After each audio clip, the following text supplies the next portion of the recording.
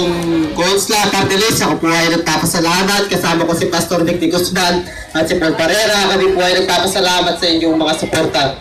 At sa mga hindi pa po nakakakilala sa akin, simpleng tao lang po ko at galing po ko sa mahirap na pamilya. Ako po si Toms Pinat Torrio. Magkasunod lang po ang numero namin ni Jamaica. Number 25 po siya, ako po ang number 26. Kung titingin po kayo sa paligid, makikita nyo ang tarpaulin. Napakaliit lang po, 1.5 by 2. Ang tarpaulin na inyo makikita, ang kasama ko dyan ay wala pong iba kundi si Vice President Bongbong Marcos na nakataas sa aming kamay. Kung nakikita nyo po yan. At ang isa po ang kasama ko na kumakandidatong senador sa picture ay wala pong iba, si Senator Martin Romualdez.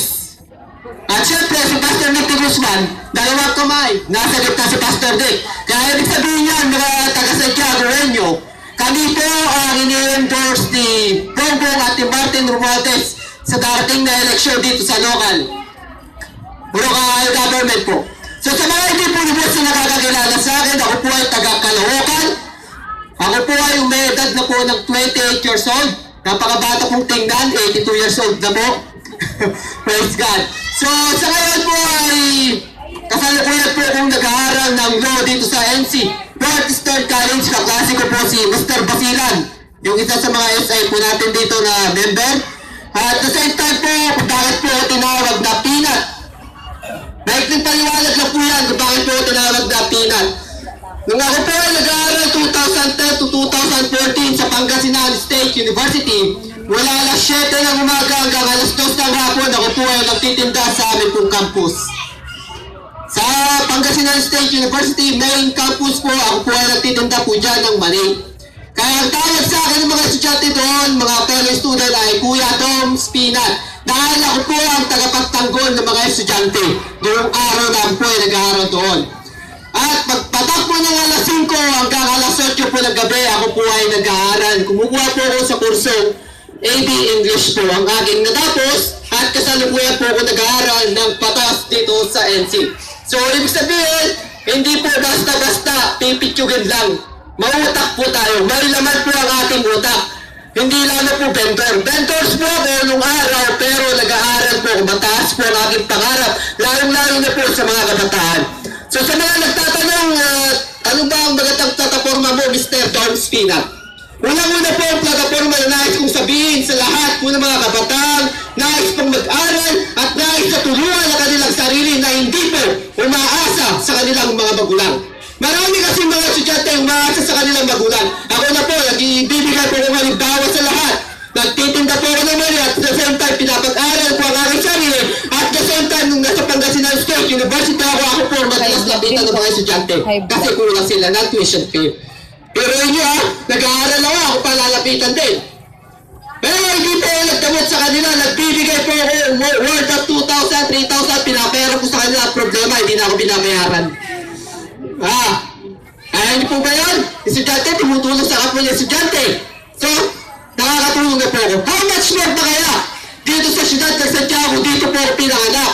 Kaya gusto ko tulungan na kapwa ko mga kabataan na nice na makapagtapos sa kanilang pag-aaral. Dalawa lang po ang steps. Yung una, tutulungan nila ang kanilang sarili, magtrabaho po sila sa pamamagitan po ng tulong ng gobyerno. At the same time, ikalawa, kakausapin po natin ang mga university president na sila po ay magbigay ng programa ng evening class panggabi, 5 to 8, para sa mga kurso na na-schooling ng mga estudyante. Para yung mga estudyante na gusto mag-aaral na wala pong trabaho, ay bibigyan po sila ng gobyerno mula alas 7 ng umaga hanggang alas 2. At the same time, scholar din po sila ng bayan. So number 1 po na plataforma ay Barangay Online for poor people, poor college and high school student. Paano ba itong Barangay Online, Mr. Toms Peanut? Simple lang, permanente po itong i-programa. Nais kong ipasa ito nais kong ipropose platform sa ating pong mananalang mayor kung sino po siyang uupo ngayong taon. Susuportahan ko po ang kanyang proyekto. At the same time, suportahan po niya rin ako dahil ito po ay para sa mga kabataang mag-aaral. Ang Barangay Online po ay magtatayo po tayo ng isang building na mayroon pong 15 to 20 units na computer with 2 Wi-Fi connection. 1 printer, and 1 Xerox machine. Bakit kaya? Walang kwenta at nagiging scholar ng isang estudyante. Walang kwenta at nagiging scholar ng estudyante ng mga politiko. Bakit? Kasi kulang. Walang naibigay ang mga magulang na pang-Xerox. Walang naibigay ang mga magulang na pang-internet. Kaya ang barangay online po ang isang susi, isang paraan para makatipid ang mga estudyante sa kanilang pag-aaral. Imbes na napunta sa kanilang tiyan, napupunta pa sa internet, yung 15 pesos per hour. Imbes na pangkain pa po nila, wala na. Diba? Nasasacrifice mo yung kanilang sigura. Oo nga, nakakagraduate nga itong estudyante, pero bago pa makatapos, baka problema ng ulcer. Nasa hospital na, malaking gastos na naman. Kaya narito po si Dom Spinat, number 26, handang tumulong sa mga kabataan. At sa lahat po mga senior citizens at person with disability, meron din po ang programa dyan. Ano po yung food supplement po? Libreng food supplement, gusto mo sa mga masakit na tao. Tama po ba? Pero kung sasabihin ko lahat ng aking plataforma, sakto po yan. Ang dating niya, mayor po ang dating na plataforma ko. Baka hindi niyo akalain, ganun pala. Meron din akong target sa mga tricycle drivers. Marami po yan. Gusto ko rito sa Tiago magkaroon po ng tourist spot. Gusto po ng tourist spot, tama? Ang tinatawag po natin family and friends playground way. May kasama po roller coaster. May kasama po sa Tiago City Zoo. Kaya yung mga tricycle drivers natin dito sa Tiago, dahil maliit ang kanila kinikita kapag mayroong tourist spot, sigurado po yan, kikita sila ng malaki. At yung mga maliliit na negosyante po natin, bibigyan po natin ng pwesto doon. Yung mga kumikita lang ng 10,000 naman, sa kanilang negosyo, bibigyan po natin ng pwesto doon. Huwag na po natin bigyan yung mga malalaking kumpanya, masyado na silang kahaban kumita. Pinagkakaperahan pa tayo. Kaya sa mga nakakarating ko sa inyo, eto, direkta na po ako nagsasalita. Kung meron pong last minute compiling, kunin nyo na lang po ang kanilang binibigay. Libre po yan. Nasa inyo ang decision kung sino ang isusulat nyo sa balota. Bakit? Yung binibigay sa inyo galing din sa bulsa ninyo. Mula na pinakalakang anak ninyo, naggagatas yan. Nagbabayad po ng tax yan. Sigurado, sa inyo rin galing. Yung 1,000 na inaabot, 500, 200 pesos, nakasobre pa. Kunin nyo, wala problema. Pinupursyo namin kayo, pero sa akin, wala kayong matatanggap. Dahil hindi ako bumibili ng boto. Huwag nyo akong iboto kapag nagbigay ako sa inyo. Ano po ba yan? Yes! Ano ba? Yes! Huwag nyo akong iboto kapag ako nabigay kahit 50 centavo lang. Huwag nyo na akong iboto sa dating na eleksyon. Bakit? Kasi konsensya ko pa eh. Konsensya ko pa, kapag nakaupo na ako, babawiin ko yan. Kapayag ka? Magkastos ako 2 million. Bawiin ko, pag naupo ko. Nakakatakot naman. Ha? Kapayag ka kaya? Hindi. Wala niyo ako 2 million eh. 2 pesos na meron sa akin. So, salamat dahil ang coins na parties mo ay yan ang tumutulong sa akin. At kakaunti lang po talaga ang aking tarpaulin, 250 pesos. Yung iba, dinanakaw pa. Yung iba, sinisira pa. Pati yung sticker na nilalagay ko, pinupulit pa. Kaya ngayon, dahil nakilala din ako, Dom Spinat, Torio, number 26 po. Nawa, ako ay masuportahan ninyo. Independent candidate po ko. Sinasabi po nila, ito, paalala. Pag politiko ka, makapangyarihan ka. Sino ba naniniwala doon? Pwede ba itaas ang kamay? Pero sinasabi ng politiko, makapangyarihan, itaas yung kamay. Wala. Wala. So naniniwala yung iba rito na politiko daw, makapangyarihan, nagkakamali po kayo doon. Kapag si Dom Spinat Torio, nagdakaw sa kaban ng bayan, dahil tandaan nyo, graduate po ng theology, magpapastor na sana ako, pinipilit ako ni pastor doon, magpastor ka na. Sabi ko, ayaw ko pa kasi wala kang asawa. Pero kasi yung pastor, pag wala kang asawa eh. Dahil na, kapag binata ka pa, tapos pastor pa, lapitin ka ng mga dalaga. Maraming tukso dyan. Diba? Kaya ayaw ko pang magpastor. Pero bilang isang lingkod doon, Diyos, kami ni Pastor Ricky Guzman, wala po kaming kakayaan magdakaw sa pera ng bayan. Kaya kung matatalo ito, konsensya nyo na yan, pinoto nyo, maglalakaw, kaya kasalanan yun. Tama ba? Hindi namin kasalanan nyo. Pag hindi nyo kami binoto, kasalanan nyo. Bakit? Kasi bumoboto kayo na magdanakaw. Tapos sisihin nyo politiko, sisihin nyo sarili nyo. Tama po ba yan? Tama! Okay, wala problema ha. Kapag may natanggap kayo, bulsa nyo lang. Pagdating sa mga balota, huwag nyo kalilimutan, Pastor Ricky Guzman, number 3 po yan sa balota, number 26 po sa balota, bilang councilor po, at kasama si Paul Barrera, ang Philip Salvador ng Santiago City. Number 4 po yan, si Philip Salvador. Philip Salvador, tawag ko dyan eh. Kaya sa nagpapasalamat ako dahil malakas ang loob ko. Wala pong bahay, wala pong issue. Pilipino po kami.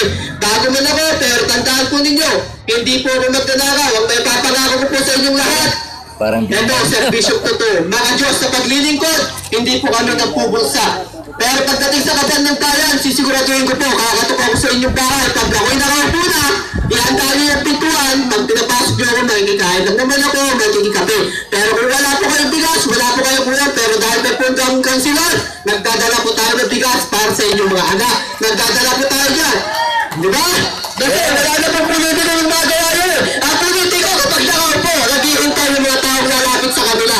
Pero sa amin ni Pastor Dick, kami po, bababa sa opisina, kakatok sa inyong bahay. May kikain na po kami.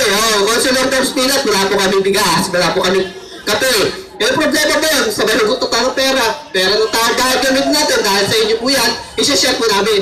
Aanin namin ang pera, sabi ng Bible, the love of money is the root of all evil. Ibig sabihin, ang pag-ibig sa salapi ay ugat ng lahat ng kasamaan. Kaya lahat ang umiibig sa salapi. Tandaan niyo, marami na pumamatay, marami pumapatay dahil sa pera. Pabayaran ka ng 2 million, patayin niyo lang si Tom Spinat Torio, tirahan niyo ng sniper. Upahan ng sniper, titirahan si Tom Spinat dahil magdanakaw. Diba? Yes. Yan po ang sabi, San Gennaro, ang umiibig daw sa salapi, tanda po ng ugat ng kasamaan. So, isabihin, Bible na po yan. Salamat po sa inyong lahat. Huwag na huwag niyo po kalilimutan. Don Spinat Torio, lahat mo ng mga taga Santiago. Ako po ang pinaka-pangit na kandidato ng Santiago City. Proud to proud po ako dyan. Parang po ako. Ha? Bakit? Kasi mahirap lang. Kaya huwag niyo po kami kalilimutan. Kasama po namin ng Coastal Party List at po ang aming kinakampanya rito. 100% po ang aming suporta ni Pastor Richard. Dahil kami nagpapasalamat sa Coastal na ito na kami po ay kinausap na sila po ay suportahan. Pero dahil sinusuportahan mo lang sila din po ay sumusuporta sa amin. Kaya nakapagsalita ko kami sa inyo. Sana, ito na ang huling pagkakataon na maputol ang graft and corruption dito sa Santiago City. Hindi na po ako natutuwa sa nangyayari. Hindi po ako natutuwa. At the same time, bago ako nagtapos, gusto ko lang pumapaalam sa inyo na bago kami nag-take ang picture ni Bongbong Marcos, siya po mismo na pag-usap sa akin. Sabi niya, Dong Spinat Torio, dahil ikaw ay binata, walang asawa, dapat kang manalo bilang councilor ng Santiago City para kapag may programa ka at hindi ka binigyan ng pondo ng Santiago City, pwede kang tumarito sa opisina ko para humingi ng pondo sa akin nang may parating mo ang iyong mga programa dito sa Santiago City. Yung po yung sinabi ni Bongbong Marcos bago kami nag-take ng picture.